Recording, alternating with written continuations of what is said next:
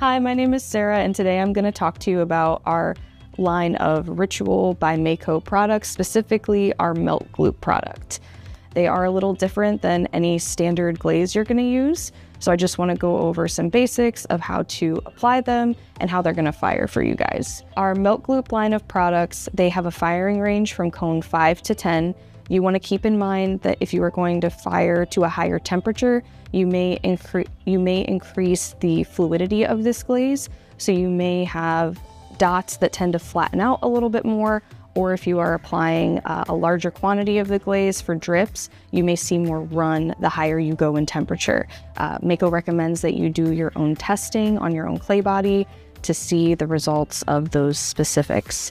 When you are applying this glaze as well, you want to be mindful that this does not adhere to bisque as a normal glaze would.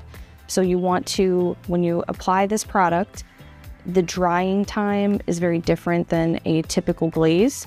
We would recommend once you apply it to try to fire it as soon as you are able to, just so you don't have any issues with adhesion as this glaze starts to dry onto your bisque. And you want to be very mindful of how you transport your piece, so that way you're not breaking anything off, moving your piece from point A to point B. So this is our Ritual Glaze by Mayco, our white Melt Gloop. Here you have an image of how you are able to apply our Melt Gloop, either in this dot pattern or the drips here. You can also see our AP certification. This product is not recommended for dinnerware due to surface texture. Here on the other side, you're going to see some basic application tips, suggestions. If you've never used this product before, we also have a QR code here for more information. This will take you to our website where you can see additional pieces and examples fired to different temperatures and some additional tips if this is your first time using this sort of product. Okay, so here I have the slime green Melt Gloop, and I'm going to show you guys what to expect when you first open the jar. So when you first open this, you'll have the heat seal, and you want to be careful when you open this. Make sure that you don't create a mess for yourself. And these, as you can see, I can flip this like totally upside down and it's not going to go anywhere. This is a very thick product. So you want to make sure when you go to use this initially, you can't shake it like you would a normal container of glaze. So what I would recommend is taking a paintbrush and stirring it with your paintbrush or some kind of stick, just to make sure that you get this homogenized. So you'll take your paintbrush, and again, this is a really thick product, so it's going to take you probably about a full minute to get this mixed. And these glazes have a thixotropic quality to them. So what that means is they kind of develop a skin as they sit in the jar and dry, even with the lid on there. So you want to make sure that any of that skin is mixed fully back into the jar. So I'm going to go ahead, and that looks pretty good to me. And again, you can see this is super thick. You're going to get these like peaks in your jar. So I'm going to clean off my paintbrush, set that to the side. And then when you're going to use this, so first I'm going to show you guys how to apply it. We're going to do a project here where you can do a dot design. So the product that we would recommend for you to use is an applicator bottle. So this right here, when you first open this applicator bottle, you're going to see that this is a sealed tip. So in order to be able to use this, make sure you have a pair of scissors handy. And you want to cut the tip of this. And I would recommend always cutting closer to the tip at the top of this. If you cut too low, you can't go back. So make sure that you're cutting further away first to start.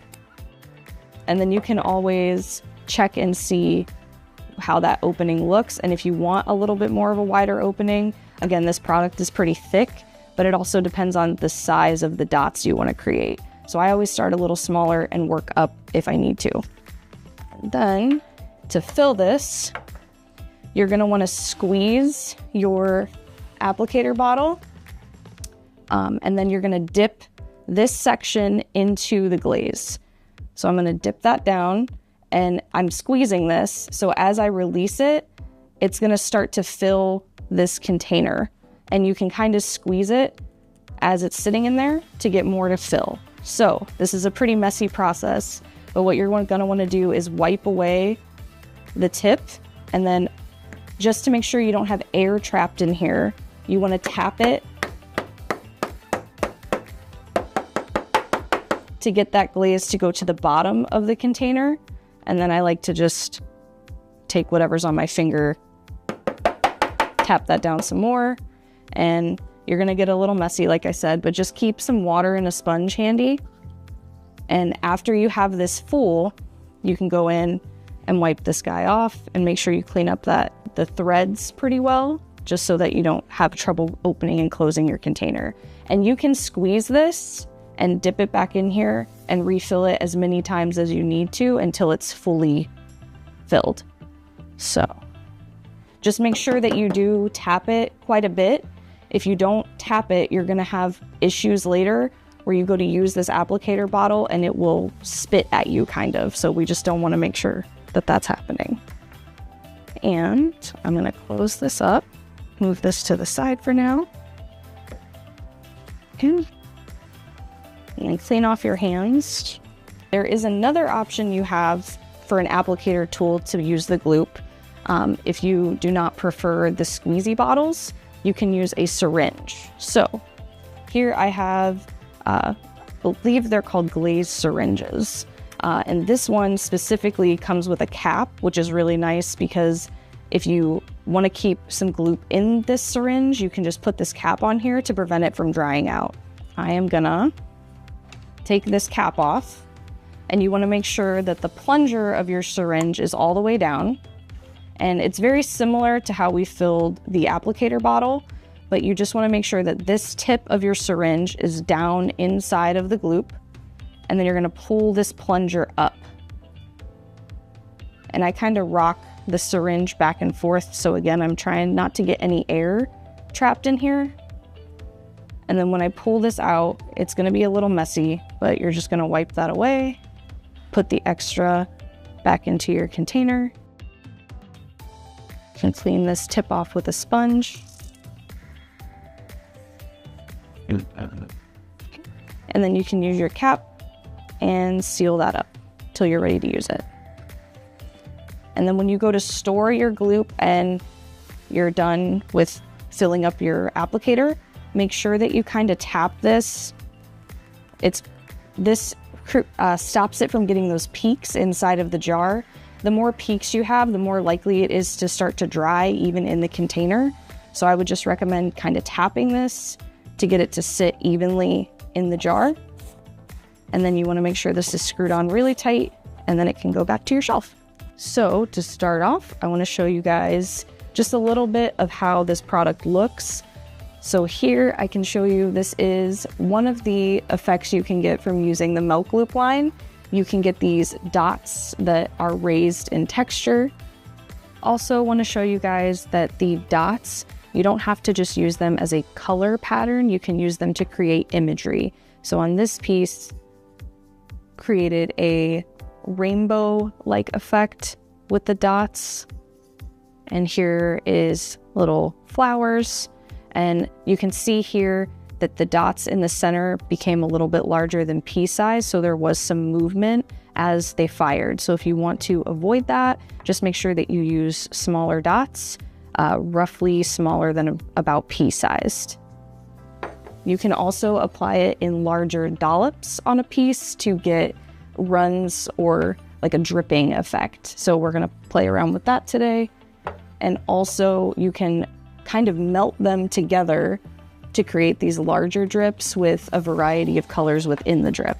So here you can see these dots were increasing in size, and you will get longer drips if you fire on a vertical surface. So this was fired standing up, and here you can also see where the dot was originally applied, so the diameter of the dot. With some of our darker colors of Gloop, you may see some body staining, so just keep that in mind. On the back here, these were horizontal lines applied to the piece, And this product, it does not stand up well horizontally on a vertical fired piece. So you'll tend to see these drips and the gloop will start to melt down your piece. It can create some interesting effects, but we recommend, if you're looking for this type of effect, you don't want to apply in lines. Just to show you guys roughly how you want these drips to be applied, show you here with the black. Again, when you're using your applicator bottle, always make sure you shake it a little bit to get the product to go to the tip of your applicator. Yep. And so here I'm laying this tile flat just so that I can build up that product a little bit more, because this will eventually be fired vertically, but laying it down does help be able to increase the build of the product. So I'm gonna start and just make one small dot here and increase them in size as I move over. So I'll add a little bit more to this dot and just roughly keep making them larger. And you can increase these in width and in height. So I'm gonna make the diameter of this one a little bit larger and build that up.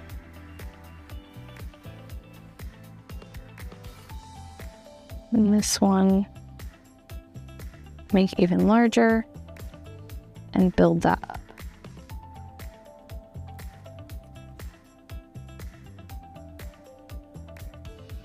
Again, this product does have a different drying time than a typical glaze. So as this sits here, it will start to lose this glossy sheen, and that's how you know it's getting close to the point of dryness, but the surface is going to dry quicker than the inside of these larger drops. So if I pick this up right now and try to hold it completely vertically, you're gonna see that these start to move down the piece.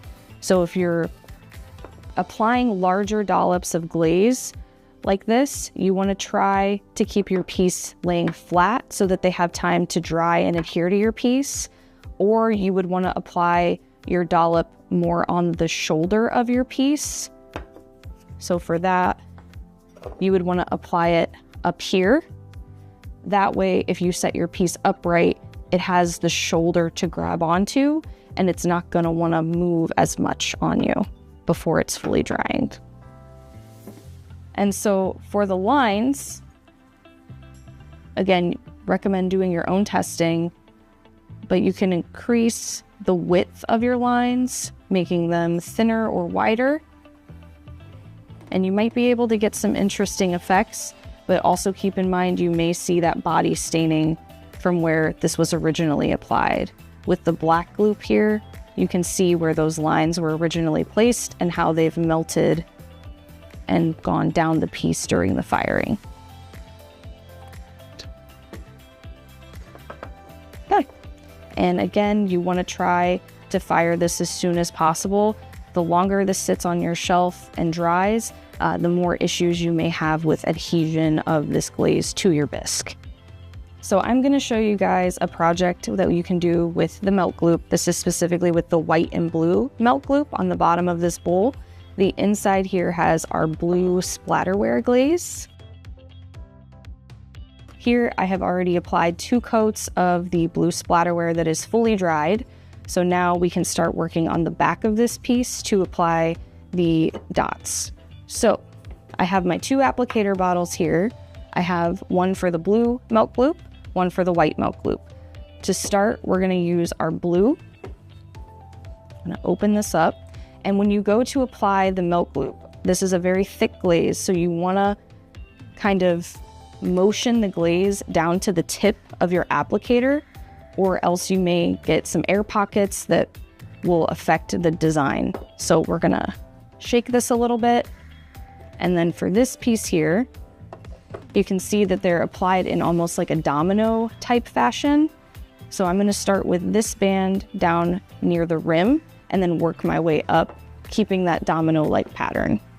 The form that I am using today is one of our stoneware bisque shapes, and this is our dessert bowl.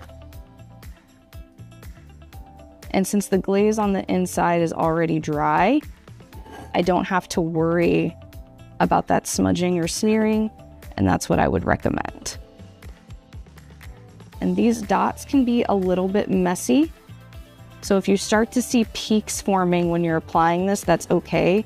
They're going to melt and fuse together during the firing.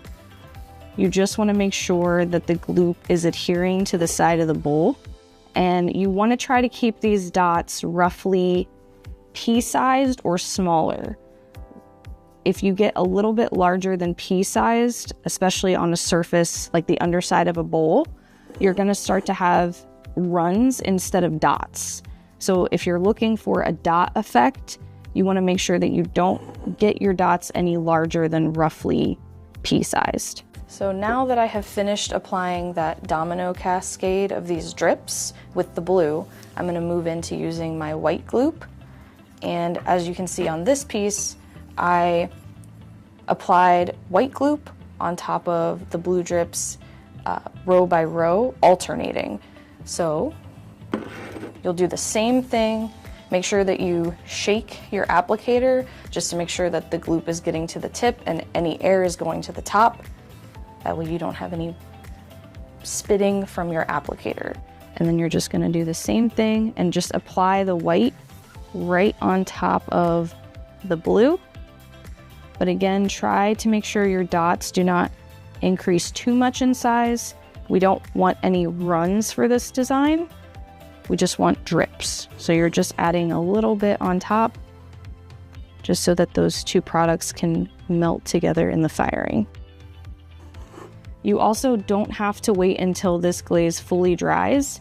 You'll notice as you're applying it, it will start to lose some of its glossy sheen.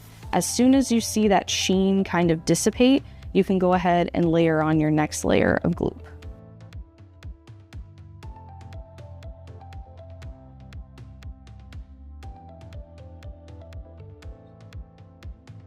And then at this point, I've done those first 2 rows. I'm going to skip a row and then continue to alternate placing the white on top of the blue between rows.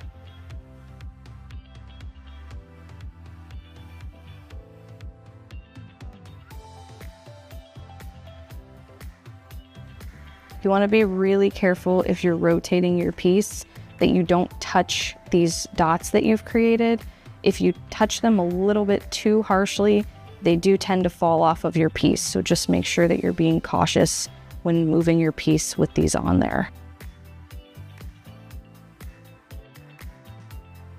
Here you can see my applicator bottle did that spitting that I was talking about. I had some air trapped in here. So a little bit of that white kind of jumped up above this blue dot. If that happens to you, it's okay. I would recommend just using your thumbnail once it starts to dry and scraping it off. It'll flake off really easy. This product, it will adhere to the side of your piece, but it acts more almost like a clay attaching to bisque. So you just want to be really cautious. If you don't want something to fall off, make sure you don't touch it. And so I'll wait for that little speck of white to dry a little bit more before I try to remove that. But this is what we're looking like now that I have all those dots applied. And when you transport this to your kiln to fire, you want to be really cautious that you do not touch these dots or they will fall off and you'll have to reapply them. So just make sure that you're not touching them in the process of moving your piece from one place to another. And the results on this piece today were fired to cone 6. These examples here today, they are fired on our stoneware bisque forms, our wavy mug. And these pieces did have dollops of the gloop applied. This one here was applied on the raw clay. And this one, the black and white gloop, was applied over top of the speckled buff engobe. For our engobes, we do recommend that you bisque fire the engobe onto the form before adding any additional glaze or the gloop. This will help sometimes when applied in larger dollops. The gloop does have a tendency to want to pull off the engobe. Additionally, the same effect can happen with our underglazes. So we recommend bisque firing an engobe or underglaze onto your piece first before applying the gloop, just to prevent any issues with that pulling off of your piece. When you are applying the gloop to your piece, you can see here that the gloop, when applied on the raw clay or the engobe, it will keep its texture and run down the piece. Here on the inside, this was applied over our black gloss glaze, and you can see that the gloop has a tendency to flatten out and run more into itself. You don't get that raised texture as much when applied to the gloss glaze. That same effect can occur when applied on top of any of our stoneware line of glazes outside of the ritual line. So just keep that in mind, that you may have some different effects depending on how they are layered. So this piece here was bisqued with the speckled buff engobe, and then 2 layers of our black gloss stoneware glaze was applied on the inside and on the handle. And then these drips are the black milk gloop and our white milk gloop. And they were layered to create these multicolored drips. So I'm going to show you how to get that effect here. This here is a piece that we are going to be applying the gloop to. So again, this engobe was bisqued onto the piece, and then the 2 layers of the black gloss glaze were applied on the inside and to the handle already, and they are fully dry. So at this time, we can start to apply our gloop. So for these drips, they were applied in an alternating manner around the rim of the piece. So you want to make sure, if you're applying gloop to the rim of a piece, that it kind of hugs the rim. That way it has something to counterbalance itself, and it's not going to fall off on you as easily. So I'm going to hold my syringe, make sure that my finger is on the top of the plunger, and I'm going to apply a dollop of the gloop and have it come a little bit over the edge on the outside, a little bit more so than it does on the inside. So you can see here how it hugs the lip of this cup. And then I'm going to put another dollop next to this of the white. So I'm going to go another space over to apply another dollop of the black and continue that along the rim of this piece. If you run out of gloop in your syringe, no worries, you just refill it and keep moving. Here on this mug, the gloop was also applied to the top and bottom sections of the handle. So I will also be doing that on this piece, allowing it to kind of hug around those connection points.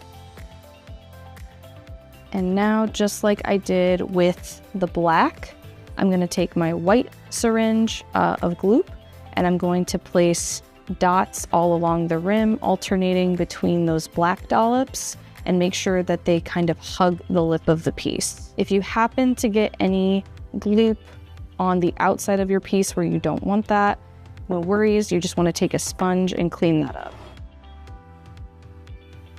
If you're seeing any peaks in the glaze when applying, don't worry about those. They will melt and fire into the drips as the piece is in the kiln. Now that you have your first layer of these alternating gloop drips on the top, you're going to go back on top of these and apply the opposite color onto these dollops.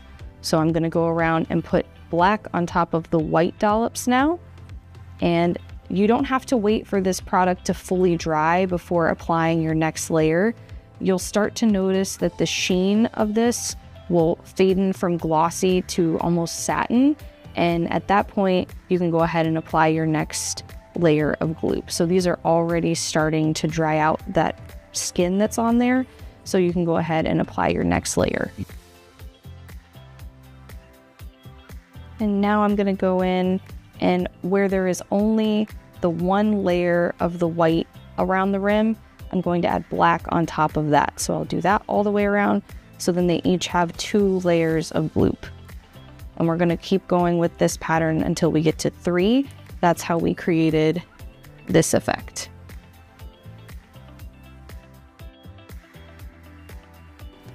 When you go to do your third layer, make sure that you're putting the opposite color on top. So everywhere that there is currently black on the top of the drips, I'm going to place white. White will get black on top, and that'll be our final layer. As you build this up, you just want to make sure that you're counterbalancing the weight of these drips. So I'm placing more on the outside, but still trying to place some on the inner edge, just so that way it doesn't want to lean out and fall off of the piece.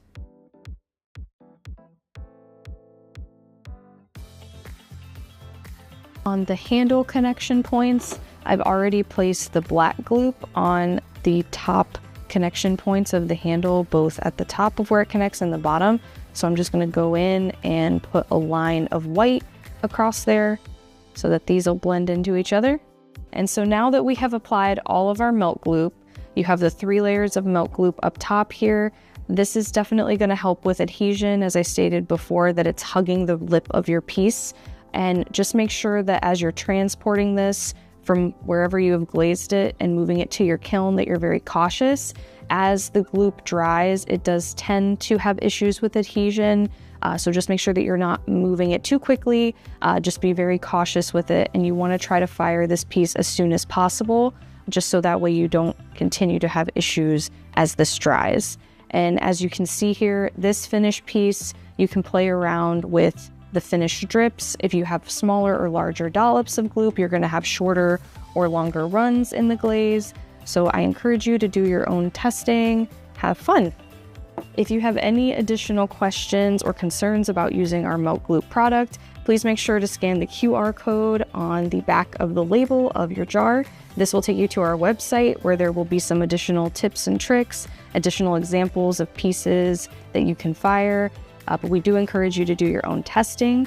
If you have any issues or questions during your testing, please feel free to contact us through our website or through technical support, and have fun with it and make it Mayco.